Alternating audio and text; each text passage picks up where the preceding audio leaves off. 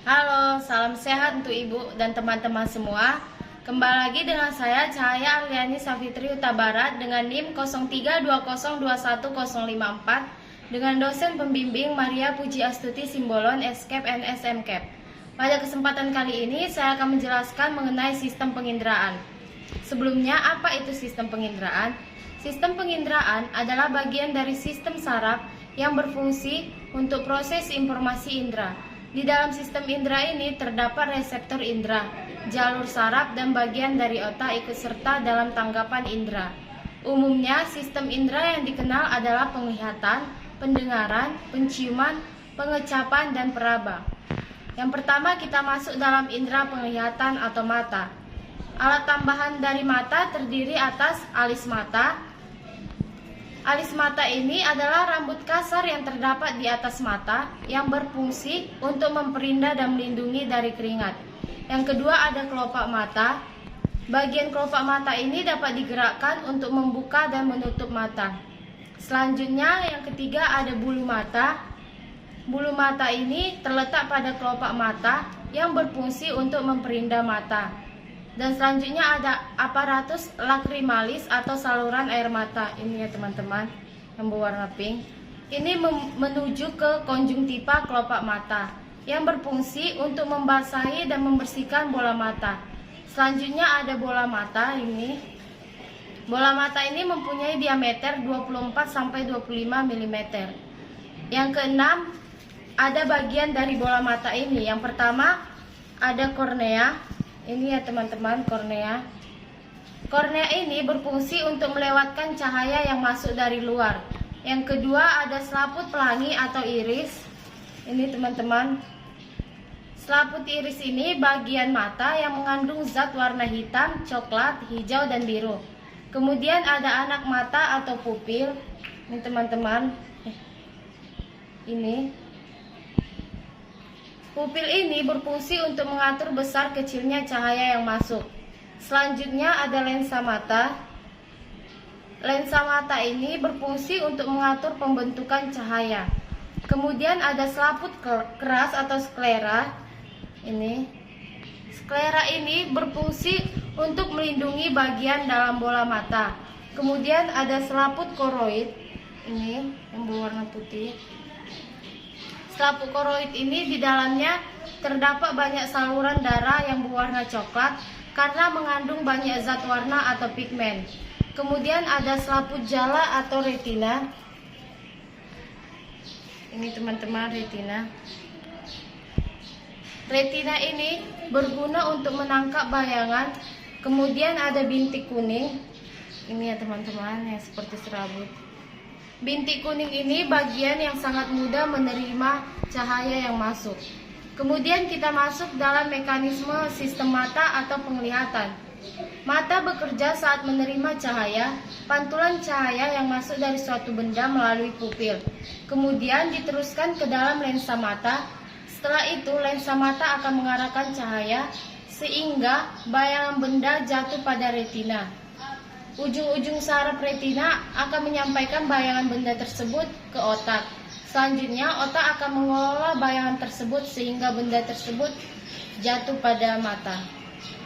Selanjutnya kita masuk ke sistem penginderaan yang kedua, yaitu pendengaran atau telinga. Merupakan indera mekanistor karena memberikan respon terhadap getaran mekanik gelombang suara yang terdapat di udara. Telinga akan menerima gelombang suara, kemudian didiskriminasi frekuensinya, dan penghantaran informasi dibawa ke susunan saraf pusat.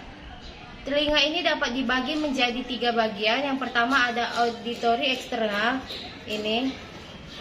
Kemudian auditori medial, dan auditori internal. Yang pertama kita masuk dalam auditori eksternal. Ini berfungsi untuk mengumpulkan dan memindahkan gelombang suara ke telinga tengah. Ini terbagi menjadi 2 bagian, yaitu ada auricula atau daun telinga. Ini.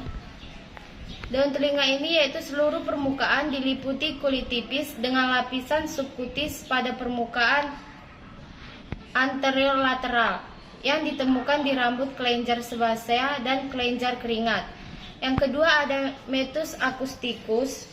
ini merupakan tabung berkelok-kelok yang terbentang antara auricula dan membran timpani yang berfungsi untuk mengantarkan gelombang suara dari auricula ke membran timpani. Memiliki panjang 2,5 cm. Kemudian kita masuk ke auditori medial. Auditori medial ini merupakan ruang yang berisi udara dalam pars peterosa ossis temporalis yang dilapisi oleh membran mukosa di dalamnya. Terdapat tulang-tulang pendengaran yang memisahkan kafum timpani dari meningen dan lobus temporalis dalam fossa crani media. Telinga tengah ini berfungsi untuk memindahkan getaran membran timpani ke cairan di koklea dalam prosesnya memperkuat energi suara. Telinga tengah ini terdiri dari membran timpani. Membran timpani adalah membran tipe fibrosa yang tepinya menebal tertanam ke dalam ke alur sisi tulang yang disebut siklus timpani. Kedua ada ossicula auditus yang terbagi atas malleus ini, incus, dan yang terakhir ada stapes. Ini merupakan serangkaian tulang yang dapat berjalan melintasi rongga telinga tengah. Yang ketiga ada tuba auditiva ini. Tuba auditiva ini bagian meluas dari dinding anterior kafum timpani ke bawah, ke depan, dan medial sampai ke nasofaring, sepertiga posterior dan 2/3 anterior tulang rawan. Selanjutnya ada atrum mastoideum, merupakan bagian yang terletak di belakang kafum timpani dalam pars peterosa ossis temporalis. Ketiga kita masuk dalam auditori interna, merupakan suatu sistem saluran dan rongga di dalam pars portorum tulang temporalis.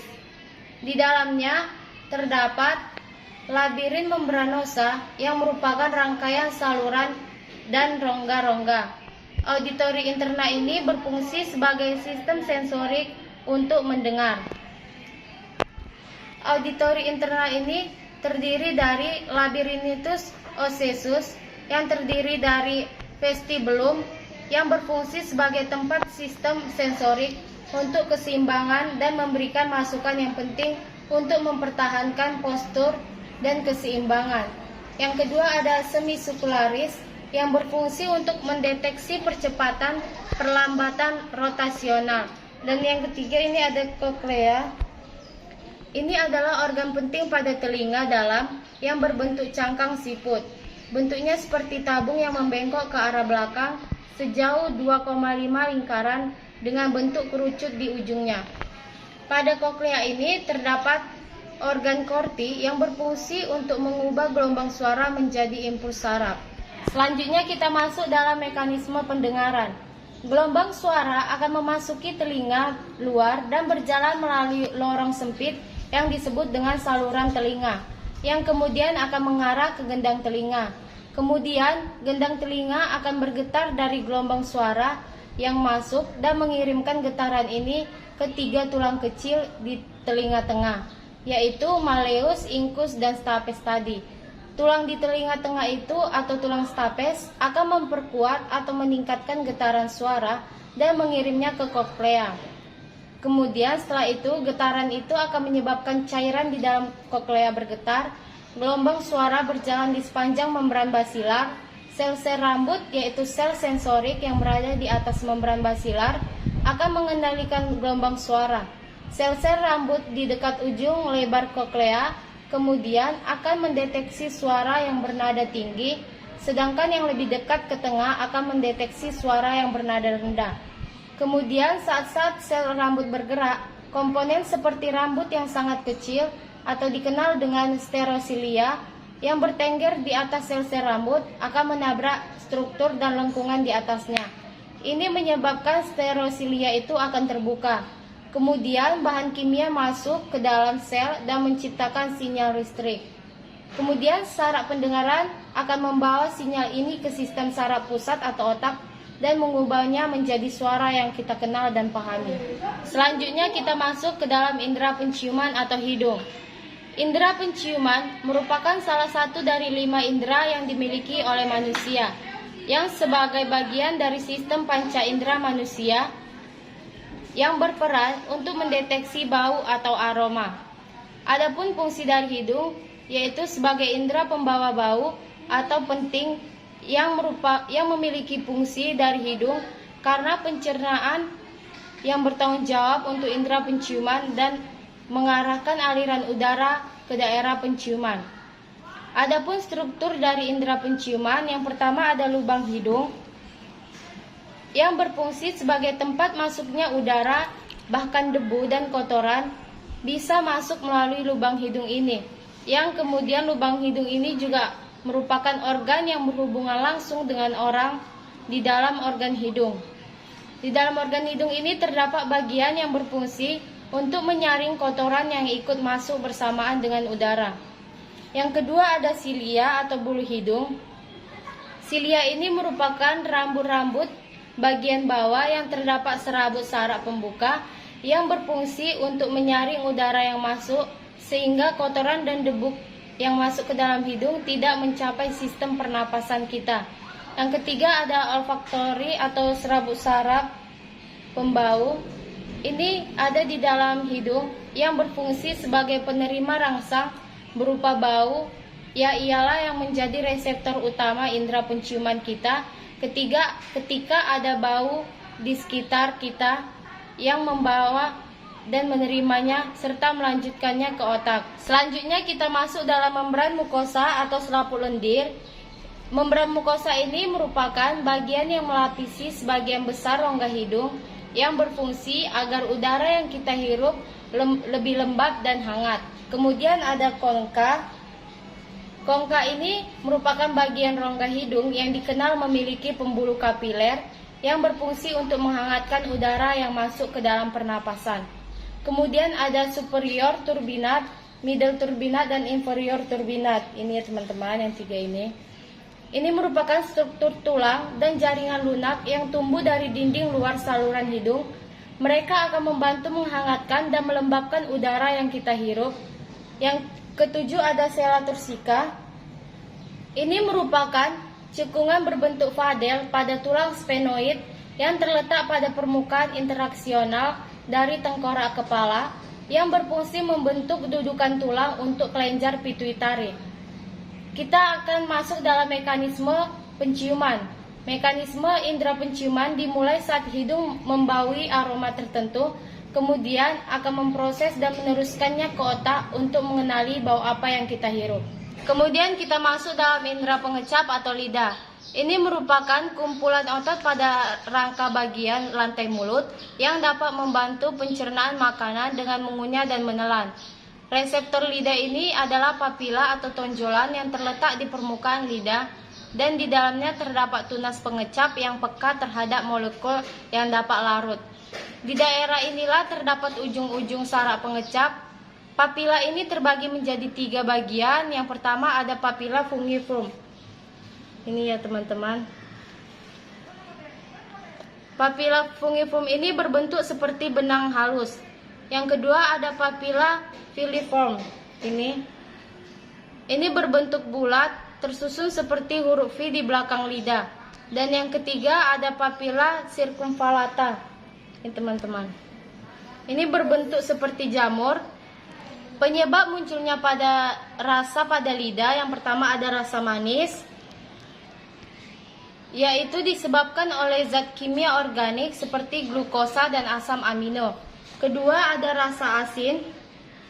Ini disebabkan oleh ionisasi garam seperti natrium klorida. Yang ketiga ada rasa asam. Rasa asam ini disebabkan oleh ion H+, suatu zat seperti asam netrat atau jeruk. Yang selanjutnya ada rasa pahit. Rasa pahit ini disebabkan oleh perubahan struktur zat kimia organik yang memiliki rasa pahit juga, yang disebabkan oleh suatu zat yang bersifat racun atau toksit. Indera pengecap ini terbagi menjadi 2 kelompok otot. Yang pertama ada otot intrinsik yang akan melakukan gerakan halus mengubah bentuk lidah seperti memendek, memanjang, atau membulat. Yang kedua ada otot intrinsik. Ini akan membuat lidah bisa bergerak mengelilingi rongga mulut Lidah ini yang akan mengaduk makan, menekan ke langit-langit, serta mendorong ke faring. Selanjutnya kita masuk dalam mekanisme indera pengecap atau lidah. Jalannya rangsangan berupa rasa. Yang pertama, molekul makanan dan minuman larut di dalam air liur. Kemudian rasa akan masuk ke tunas pengecap dan diterima sel-sel reseptor sesuai rasa yang dikenalnya. Reseptor ini akan mengirim impuls ke saraf facial dan saraf dan akan dijadikan keinterpretasikan menjadi rasa. Makanan atau minuman yang telah berupa larutan di dalam mulut akan merangsang ujung-ujung saraf pengecap. Setelah itu, rangsangan tersebut akan diteruskan ke saraf pusat, yaitu saraf pengecap di otak. Lalu otak akan menanggapi rangsangan tersebut sehingga manusia dapat merasakan rasa makanan atau minuman tersebut. Selanjutnya kita masuk pada sistem indera yang terakhir, yaitu kulit. Kulit adalah suatu pembungkus yang elastis yang melindungi tubuh dari pengaruh lingkungan. Kulit ini juga merupakan alat tubuh terberat dan terluas, yaitu memiliki ukuran 15% dari berat tubuh manusia. Rata-rata tebal kulit 1-2 mm. Kulit ini merupakan sistem organ yang paling luas yang membungkus seluruh permukaan tubuh. Kulit memiliki fungsi sebagai berikut. Yang pertama ada pelindung tubuh atau proteksi, yaitu berfungsi melindungi otot, tulang, ligamen, pembuluh darah, sel saraf, serta organ di dalam tubuh. Kulit juga berperan terhadap daya tahan tubuh untuk melindungi dari kuman berbahaya. Yang kedua, sebagai pengatur suhu tubuh atau termoregulasi, kulit ini dapat merespon naik turunnya suhu tubuh yang dikirimkan berupa sinyal dari otak. Untuk mendinginkan tubuh yang kepanasan, kelenjar keringat akan membuat tubuh mengeluarkan keringat melalui kulit. Yang ketiga, menyimpan lemak dan membuat proses sintesis. Kulit berfungsi sebagai proses penyimpanan air dan lemak. Lemak ini akan bertugas menyangga otot dan tulang agar tetap menempel. Kemudian memungkinkan berlangsungnya proses sintesis vitamin D dan diperoleh dari sinar matahari. Yang keempat, menjadi indera perasa. Kulit ini memiliki beragam ujung saraf yang berfungsi sebagai indera perasa manusia terhadap suhu panas atau dingin, sentuhan, getaran, tekanan, hingga rasa nyeri dan sensasi lainnya. Selanjutnya sebagai alat respirasi bagi tubuh. Keenam, melindungi struktur internal tubuh dari kerusakan mekanis seperti trauma atau kerusakan yang disebabkan oleh sumber-sumber yang kurang terlihat, misalnya sinar UV. Yang ketujuh, sebagai alat ekspresi dan alat penyerap. Kemudian kulit ini terbagi menjadi dari 3 lapisan. Yang pertama ada epidermis. Ini teman-teman. Epidermis ini merupakan lapisan terluar kulit. Dalam lapisan epidermis ini terbagi menjadi beberapa lapisan lagi. Yang pertama ada stratum corneum. Ini. Stratum corneum ini memiliki sel yang sudah mati, tidak mempunyai inti sel dan mengandung zat keratin.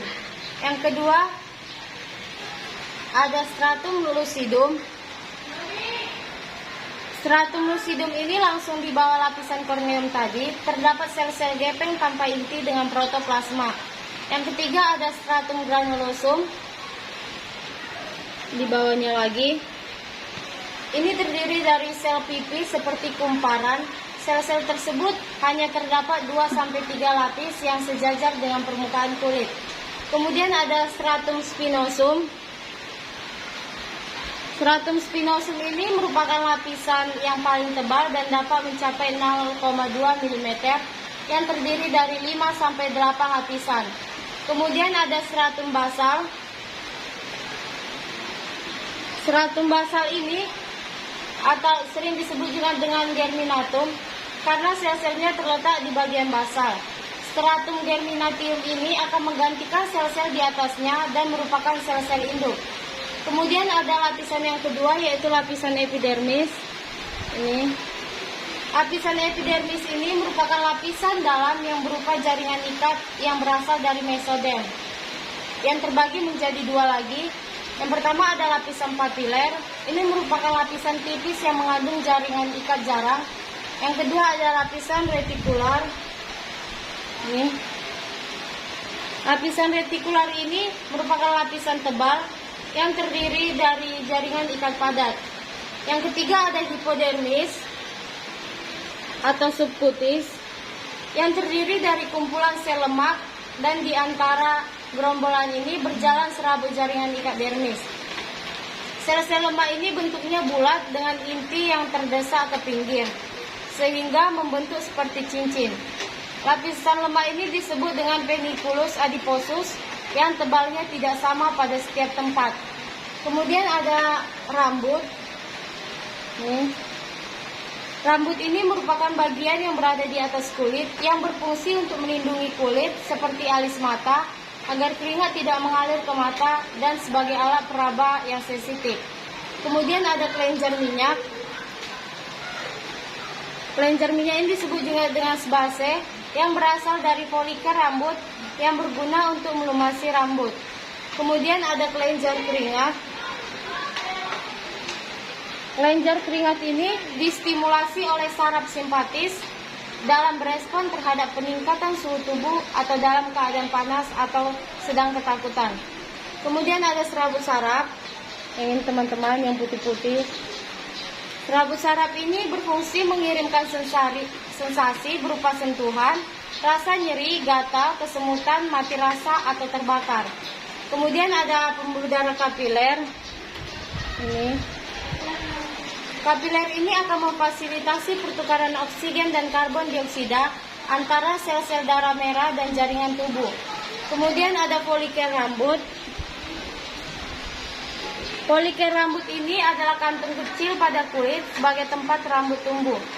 Folikel rambut ini biasanya terletak di lapisan kulit epidermis dan dermis. Folikel ini berfungsi untuk memproduksi sel-sel rambut yang akan tumbuh di kulit kepala, wajah, dan seluruh tubuh. Selanjutnya kita masuk dalam mekanisme kerja kulit.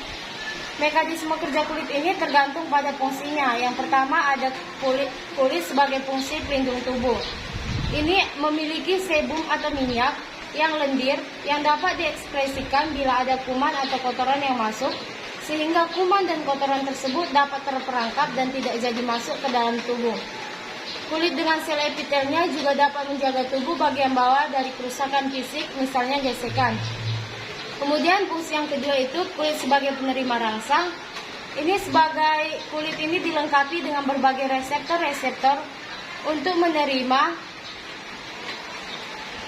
rasa. Reseptor tersebut antara lain corpuscula pacci atau reseptor tekanan kuat, ujung saraf sekeliling rambut atau reseptor peraba, corpuscula rufini, ujung saraf prose, corpuscula messiner, ujung saraf kampas rambut atau reseptor nyeri, dan lempeng Markel atau perasa sentuhan dan tekanan ringan. Kemudian yang ketiga, kulit sebagai pengatur suhu tubuh. Ini mengatur suhu tubuh dan bertanggung jawab terhadap mekanisme pengeluaran keringat. Pengaturan pengeluaran keringat ini terjadi di hipotalamus. Jika pusat pengatur suhu memperoleh rangsangan, rangsangan tersebut akan diteruskan oleh saraf simpati ke kelenjar keringat.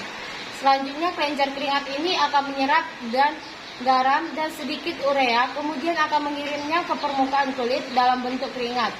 Keringat ini akan menguap dan menyerap panas tubuh sehingga suhu tubuh dapat kembali normal. Demikianlah materi mengenai sistem penginderaan yang bisa saya sampaikan. Terima kasih.